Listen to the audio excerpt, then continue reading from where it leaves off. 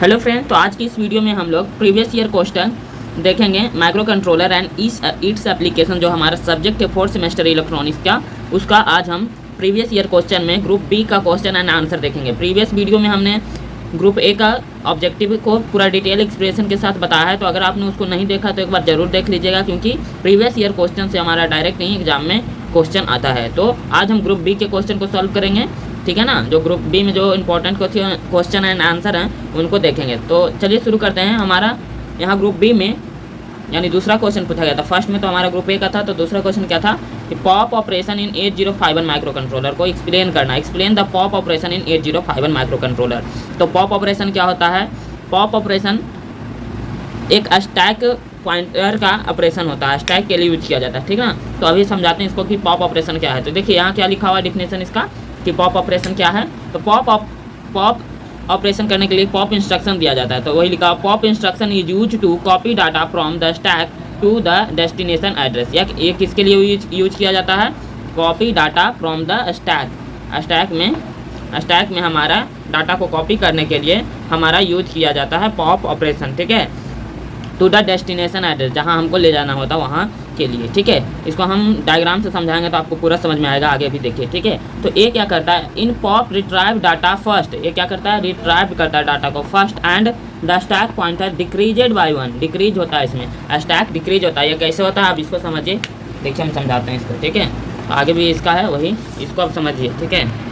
ठीक है, तो चलिए अभी समझते हैं इस ऑपरेशन को कि कैसे होता है पॉप ऑपरेशन को। चलिए अब समझते हैं, ठीक है। तो चलिए पहले इसको साइड में कर लेते हैं और समझाते हैं आपको। तो हमारा पॉप ऑपरेशन किस तरह से होता है वो समझिए। पॉप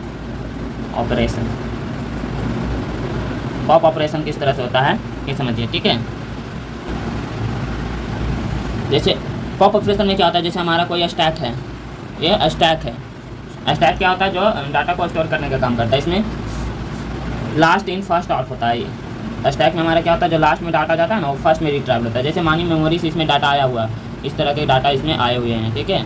जैसे हमारा यहाँ 05H है, यहाँ 06H है, यहाँ मानिए 10H है, यहाँ 12H है। ये हम ऐसे एग्जांपल दे रहे हैं, ठीक है। 15H है। ये डाटा आया हुआ मेमोरी से इसमें, या रजिस्टर से भी आ सकता है, ठीक है। इसमें आया हुआ है हमारा, ये स्टैक है, स्टैक में आया हुआ है, ठीक है। यहाँ स्टैक पे हमारा डाटा स्टोर है, ठीक है। तो ये क्या करता है, ये याद रखिएगा, ये लास्ट इन फर्स्ट आउट पर काम करता है। फर्स्ट आउट इसमें यानी लीफो प्रिंसिपल को यूज़ करता है। टोपोलॉजी कौन सा यूज होता है? LIFO, okay.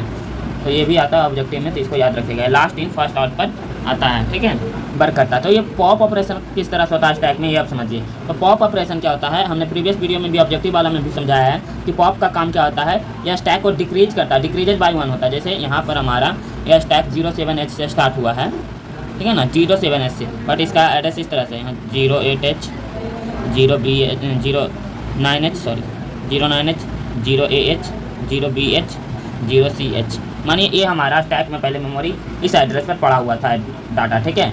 तो जैसे हम इसमें पॉप ऑपरेशन लगाएंगे, पॉप, तो क्या होगा, ये हर बार एक डिक्रीज होगा। जैसे यहाँ 0CH पर जो डाटा था वो डिक्रीज हो जाएगा, वहाँ से हट जाएगा, ठीक है। अब यहाँ वाला सिर्फ बचेगा, 12H वाला बचेगा, फिर 10H वाला बचेगा, फिर 06H वाला बचेगा, है ना, और 05H वाला बचेगा। फिर उसी तरह से ये क्या हो गया, इसका मेमोरी 0BH हो गया, यहाँ 0CH था, फिर 0BH हो गया। इसी तरह से ये डिक्रीजेड बाय 1 होगा। अगला में फिर क्या हो जाएगा, अगला में फिर डिक्रीज हो जाएगा, ये भी हट जाएगा। 12H भी क्या बचेगा हमारा, 10H बचेगा, 06H बचेगा और 05H बचेगा।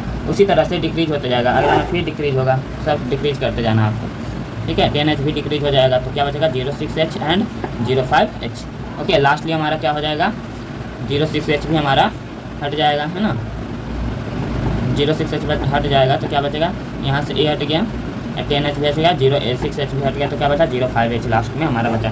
तो ठीक है, तो अगर आप पॉप ऑपरेशन को डिफाइन करके इतना बना दोगे तो आपको फुल 4 में 4 मार्क्स मिल सकते हैं, ठीक है। तो इस तरह से हम पॉप ऑपरेशन करते हैं, ठीक है। वहाँ पर इस तरह से बनाना है कि पॉप ऑपरेशन होने के बाद क्या हो रहा है, हमेशा डिक्रीजेड बाय 1 हो रहा है, हमेशा डिक्रीजेड बाय 1 होगा। यहाँ 0B, फिर 0A हो जाएगा, 0AH, फिर यहाँ क्या हो जाएगा 09H, हमेशा डिक्रीज होगा, फिर लास्टली 07H तक हमारा डिक्रीज होते जाएगा हमारा स्टैक, ठीक है। तो पॉप ऑपरेशन में इतना ही लिखना है। नेक्स्ट हमारा क्वेश्चन पूछा गया था, हमारा तीसरा क्वेश्चन पूछा गया था, explain Intel MCS 51 family feature.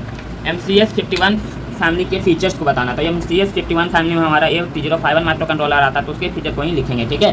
तो वो क्या होता है, हमारा 8051 माइक्रो कंट्रोलर 8 बिट का माइक्रो कंट्रोलर होता है, यानी MCS51 फैमिली में जितने भी माइक्रो कंट्रोलर आएंगे वो 8 बिट के माइक्रो कंट्रोलर होंगे, ठीक है, जो सिंगल चिप माइक्रो कंट्रोलर भी कहलाते हैं, ये सब याद रखना है। फिर आओ क्या लिखना है फीचर्स में कि ये रिक्वायर्ड होते हैं इसमें +5 वोल्ट पावर सप्लाई, इसमें कितना पावर सप्लाई रिक्वायर्ड होता है, +5 वोल्ट। फिर इसमें फैब्रिकेट किया जाता है HMOS टेक्नोलॉजी के द्वारा, इसे फैब्रिकेट यूजिंग HMOS टेक्नोलॉजी, ठीक है, HMOS टेक्नोलॉजी के द्वारा इसको फैब्रिकेट किया जाता है।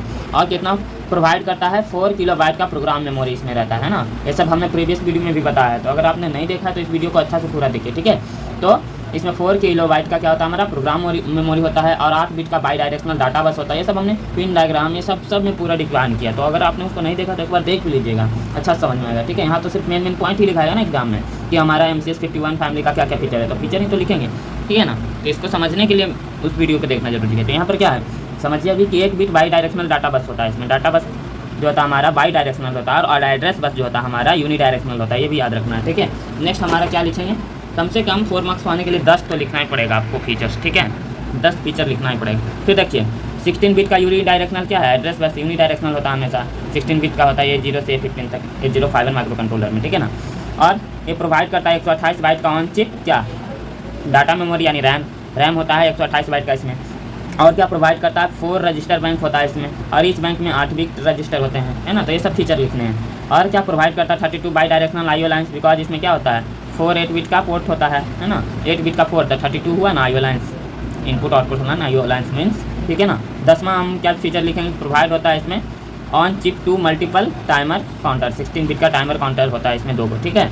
और क्या है नेक्स्ट क्या लिखेंगे, परफॉर्म होता है 16 बिट मैनिपुलेशन करता है, ये क्या करता है, बिट मैनिपुलेशन यूज करता है, ओके, यानी कि इसमें कौन सा मैनिपुलेशन होता है, तो परफॉर्म करता है बिट मैनिपुलेशन को, ये सब लिखना है ना। मेन पॉइंट्स यदि आप 10 भी लिख देते हो तो आपको 3 4 इतना मार्क्स मिल सकता है 4 में, ठीक है ना, 3 भी मिल सकता है 4 भी मिल सकता है, ठीक है। तो टीचर पर डिपेंड करता है। नेक्स्ट देखिए अगला हमारा क्या पॉइंट लिख सकते हैं कि प्रोवाइड ऑन चिप को oscillator and clock frequency is 12 megahertz की क्लॉक फ्रीक्वेंसी जनरेट होती है, ऑब्जेक्टिव में भी आया हुआ था, ठीक है। तो ये सब समझना है। फिर क्या करें, इट प्रोवाइड 11 एड्रेसिंग मोड, इसमें कितना एड्रेसिंग मोड होता है, तो 11 एड्रेसिंग मोड होता है, and 4 branch and 7 data, 4 branch control के लिए एंड 7 डाटा कंट्रोल के लिए होता है 11 एड्रेसिंग मोड, ठीक है। टोटल MCS51 फैमिली की बात कर रहे हैं ना, इसमें 8051 माइक्रो कंट्रोलर में तो ऐसे 5 6 नहीं होता है, बट यहाँ पर हमारे क्या है MCS51 फैमिली में हमारा 11 एड्रेसिंग मोड होता है, जिसमें 4 ब्रांच के लिए और 7 डाटा के लिए। मिनिमम लेंथ ऑफ इंस्ट्रक्शन कितना होता है, तो 3 बाइट का होता है, मिनिमम लेंथ ऑफ इंस्ट्रक्शन कितना बाइट का होता है, 3 बाइट का होता है, ठीक है। फिर अगला हमने फीचर लिखा maximum length of instruction time 4 machine cycle इसमें लगता है, लेंथ ऑफ इंस्ट्रक्शन टाइम करने में कितना लगता है, तो 4 मशीन साइकिल, ठीक है।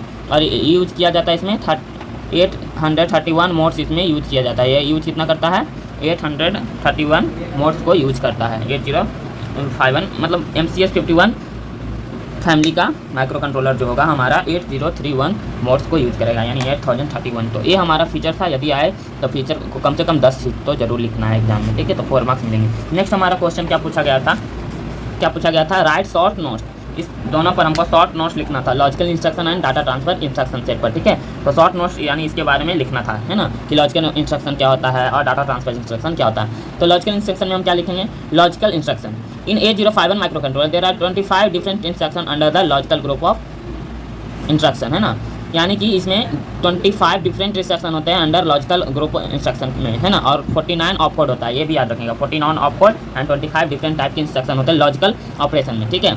तो लॉजिकल ऑपरेशन क्या करता है, तो logical operation is 8051 perform bitwise operation, logical operation हमारा क्या करता है, बिट बाइज ऑपरेशन परफॉर्म करता है, बिटवीन किसके बीच, content of accumulator and data stored in memory, content of accumulator and data stored in memory, accumulator and data store जहाँ होता है उसमें, ठीक है, इसके बीच हमारा लॉजिकल ऑपरेशन होता है। Location register, memory location register और डाटा गिवन बाय प्रोग्रामर, है ना, ये कहाँ देखिए यूज होता है, इसको फिर से समझिए क्या कर रहा है, logical operation is 8051 perform bitwise operation, ये बिट बाइज ऑपरेशन को परफॉर्म करता है किसके बीच, between content of accumulator and data stored in memory location register और डाटा, यानी कि मेमोरी लोकेशन और रजिस्टर और data given by the programmer, जो प्रोग्रामर के द्वारा हमारा रजिस्टर और डाटा दिया जाएगा उसके और हमारा एक्यूमुलेटर के बीच क्या होगा, ये लॉजिकल ऑपरेशन को परफॉर्म करेगा। और क्या करेगा, the result is logical operation is store in accumulator, या एक्यूमुलेटर में रिजल्ट को क्या करेगा, स्टोर करेगा, ओके।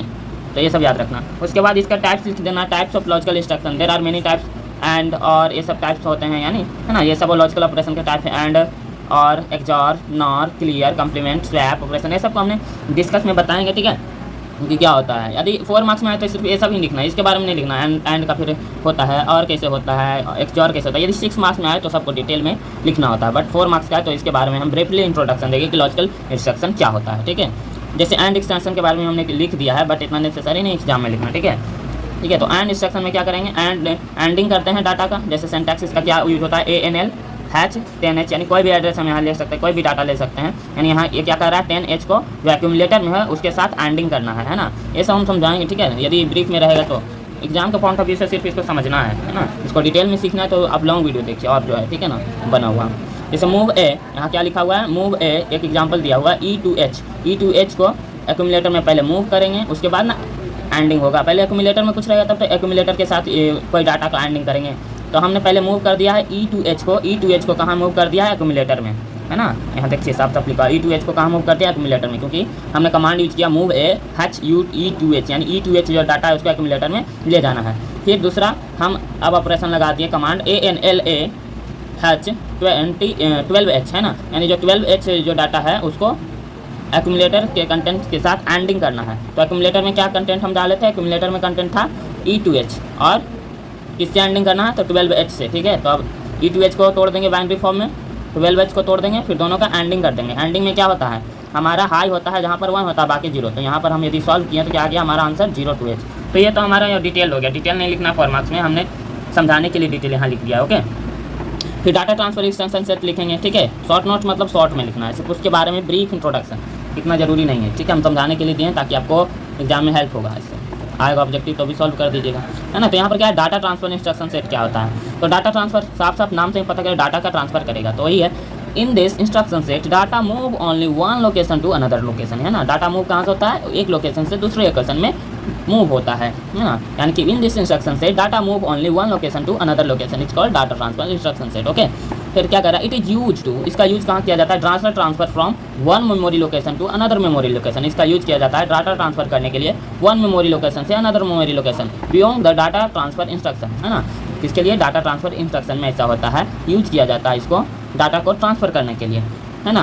तो इसमें 3 टाइप्स के डाटा ट्रांसफर इंस्ट्रक्शन का यूज किया जाता है। जैसे मूव जो हमने यहाँ कमांड यूज किया था उसका भी, है ना। तो मूव क्या करेगा, हमारा डाटा को एक जगह से दूसरी जगह ले जाएगा, मूव इंस्ट्रक्शन। जैसे हम मूव A, RN है, यानी रजिस्टर RN में जो कंटेंट हो ये में जाएगा एक्यूमुलेटर में, है ना। फिर पुश पॉप होता है, पुश करना। जैसे यहाँ पर पुश और पॉप ऑपरेशन, तो अभी हमने पॉप को जो बताया था तो कैसे हो रहा था। तो पुश और पॉप 2 इंस्ट्रक्शन होता है जो हमारा डाटा ट्रांसफर इंस्ट्रक्शन के अंडर आता है, ठीक है ना। तो पुश में क्या होता है, स्टैक में 1 इंक्रीमेंट होता है, और पॉप में क्या होता है, हमारा स्टैक डिक्रीमेंट होते जाता है ना, पॉप ऑपरेशन में। तो यही हमारा है ना। एक्सचेंज में क्या होता है, सिर्फ इसके बारे में इसी तरह से थोड़ा थोड़ा लिखना है, क्योंकि 4 मार्क्स का है, 6 मार्क्स में पूरा लिखना है, ठीक है। एक्सचेंज में क्या, इसलिए हम पूरा डिटेल इन्फॉर्मेशन दे रहे हैं ताकि 6 में आए तो आप 6 मार्क्स को भी अच्छा से हैंडल कर सकते हो, ठीक है। एक्सचेंज ऑपरेशन क्या करता है, दोनों को एक्सचेंज कर देगा, है ना। लोअर बाइट को हायर बाइट को लोअर बाइट, वही लिखा हुआ use the exchange data from 1 memory location to another, दोनों को एक्सचेंज कर देगा, है ना। Data from 1 memory location to another memory location. तो इस तरह से हम logical instruction and data transfer instruction को शॉर्ट में लिख सकते हैं एग्जाम में यदि आए तो, है ना। तो प्रीवियस ईयर से बहुत ज़्यादा चांस बनता है कि हमारा क्वेश्चन आएगा, ठीक है। अब नेक्स्ट क्वेश्चन समझिए, बहुत इंपॉर्टेंट क्वेश्चन है इसमें, पूरा देखिएगा, ठीक है ना। पूरा देखिएगा तो आपको पूरा समझ में आएगा। 4 नंबर क्वेश्चन देखिए, 4 नंबर क्वेश्चन हमारा पूछा गया था, explain IE register format in 8051 micro controller, है ना। IE रजिस्टर क्या होता है ना। IE register for interrupt enable, IE for interrupt enable register, ठीक है ना। IE register stand for interrupt enable register. देखिए साफ साफ यहाँ पहले यही लिखना है कि IE रजिस्टर मतलब interrupt enable register. It is an 8 bit special function register, ये 8 बिट का स्पेशल फंक्शन रजिस्टर होता है, ठीक है ना। This register is responsible for enabling और डिसेबलिंग द इंटरप्ट। ये किसके लिए रिस्पॉन्सिबल है, इंटरप्ट को इनेबल और डिसेबल करने के लिए। और मेन ये बना दीजिएगा, यदि आप इसके बारे में कम भी लिखोगे, 2-3 ही लाइन लिखोगे, और अगर आप ये बना रहे हो और इसको एक्सप्लेन कर रहे हो तो आपको फुल में फुल मार्क्स मिलेगा, ये लिख लीजिए, ठीक है ना। ये जरूर मिलता है, यदि ये सब एक, क्योंकि बिना समझे इसको आप नहीं बना सकते, तो इसको समझिए, ठीक है ना। तो IE रजिस्टर क्या होता है, IE रजिस्टर में हमारा 8 बिट का रजिस्टर है, या स्पेशल फंक्शन रजिस्टर। तो 8 बिट बना लेना पहले, ठीक है। इसको हम इधर बता देते हैं बोर्ड पर ताकि आपको समझ में अच्छा से आ जाए, ठीक है। तो IE रजिस्टर यानी इंटरप्ट इनेबल रजिस्टर में 8 बिट होते हैं, ठीक है ना। इसमें 8 बिट होंगे, समझिए 8 बिट होंगे 1 2 3 4 5 6 7 8 1 2 3 4 5 6 7 8 ओके। तो यहाँ IE0 से लेकर IE7 तक, ठीक है, ये होगा। तो IE0 में हमारा क्या होता है, EX0 होता है, ठीक ना। हमारा कौन कौन सा इंटरप्ट था याद रखिए, इन T0, इन T1 और TF0 टाइमर 0 है ना, TF1 और सीरियल कंट्रोल ये सब था, यही सब था ना हमारा इंटरप्ट पाँचों, ठीक है। तो हमारा जो इंटरप्ट इनेबल रजिस्टर होता है उसमें पहला है EX0, तो ये किसके लिए होगा, इंटर टाइमर 0 के लिए, ठीक है। फिर सिर्फ टाइमर 0 के लिए होता है ET0 है ना, एक बार टाइमर के लिए और एक बार इंटरनल इंटरप्ट के लिए, है ना। ये दोनों इंटरनली इंटरप्ट होते हैं और ये तीनों जो होता है एक्सटर्नल इंटरप्ट होता है, यानी बाहर से आता है, ये भी याद रखना है, ठीक है ना। तो EX0 ET0, फिर क्या होगा हमारा, इसके बाद EX1 हो जाएगा यहाँ पर, EX1, उसी तरह से फिर यहाँ ET0 है ना, ET0 फिर हो गया ये दोनों का। इसमें क्या हो जाए, EX0 में हमारा EN1 ट्रांसमिट होगा, है ना। तो यहाँ पर क्या होगा, EX1 में हमारा INT होगा, सर INT1 ट्रांसमिट होगा EX1 में, और ET0 में यहाँ 1 होगा यार, यहाँ 1 होगा जी, है ना, यहाँ 1 होगा, ठीक है ना। ET1 होगा EX1 और ET1, एक बार एक्सटर्नल इंटरनल एक्सटर्म INT1 इसमें इनेबल डिसेबल होगा, और उसके बाद टाइमर इनेबल डिसेबल होता है, ठीक है। फिर सीरियल इंटरप्ट को इनेबल करने के लिए ES पिन यूज़ करते हैं इसमें, ES। उसके बाद ये दोनों क्या हमारा है, नॉन रिजर्व है, इसको नॉन इम्प्लीमेंट बिट कहते हैं, ये दोनों नॉन इम्प्लीमेंट है, इसका कोई इम्प्लीमेंटेशन नहीं किया गया। लास्ट में हमारा IE7 में होता है हमारा EA, जो एक्सटर्नली एक्सेस बिट होता है ना, जो 0 1 होने पर इनेबल और डिसेबल करेगा। तो ठीक है, अब इसका डिटेल थोड़ा सा समझ लीजिए, हमने पूरा बना लिया, अब इसको समझिए।